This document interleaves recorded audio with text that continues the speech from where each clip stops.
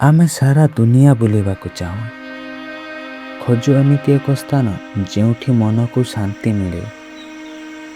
କିନ୍ତୁ ଆପଣ ଜାଣିଛନ୍ତି କି ଆମ ଓଡ଼ିଶାର ଏମିତି ଏକ କୋଣ ଅଛି ଯାହା କୌଣସି ସ୍ୱର୍ଗଠାରୁ କମ୍ ନୁହେଁ, ଯେଉଁଠି ପ୍ରକୃତି ଆଜି ବି ନିଜର ଅସଲ ରୂପରେ ଜୀବିତ।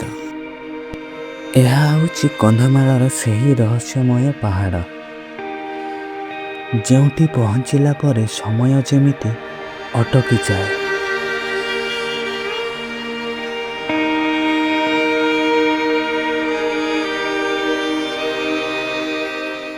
ଏହି କୁହୁଡ଼ିର ଚାଦର ଚାରିଆଡ଼େ ପରିବ୍ୟାପ୍ତ, ସବୁଜ ପରିବେଶ ଆଉ ପବନର ଏହି ଶୀତଳତା। ଏମିତି ଲାଗେ ଯେମିତି ମେଘମାଳା ମାଟିକୁ ଆସି ଛୁଇଁ ଦେଇ ଫେରିଯାଆନ୍ତି।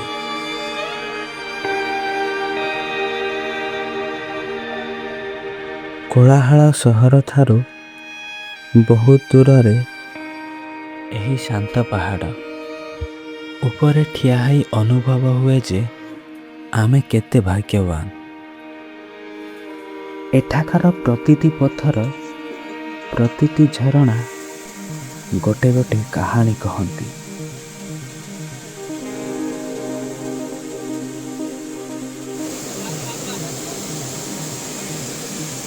ଏହା କେବଳ ଏକ ସ୍ଥାନ ନୁହେଁ, ଏହା ଏକ ଅନୁଭୂତି ଯାହା ଆପଣଙ୍କୁ ନିଜ ସହ ଭେଟ କରାଏ।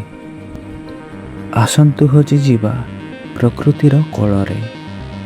ଏହା ଆମ ଓଡ଼ିଶା, ଏହା ଆମ କନ୍ଧମାଳ।